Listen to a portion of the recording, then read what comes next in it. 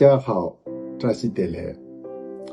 在过去的1年当中我们也经历了很多事情，无论是战争或者疫情，我们这个世界呢，其实一直在一个动荡的状态。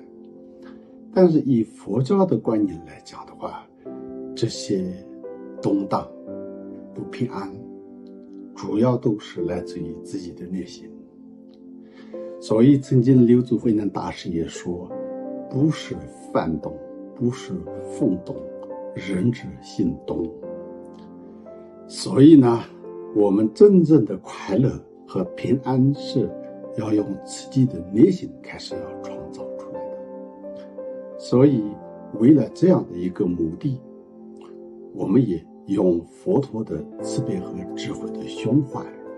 也要重建我们人生的幸福和生命的意义。所以呢，在这个过去的1年当中，我们荣生佛教频道也用中文、藏文、英文做了一些不少的这个节目。那这次呢，我也要特别感谢所有志工的付出和观众的支持。除此之外呢，就是2023年的新年是要即将到来的，所以呢，我希望我们荣生佛教频道也能够做出更多更好的节目为大家服务。同时我在这里代表荣生佛教频道的所有的志工，向大家祝福新年快乐，万事如意，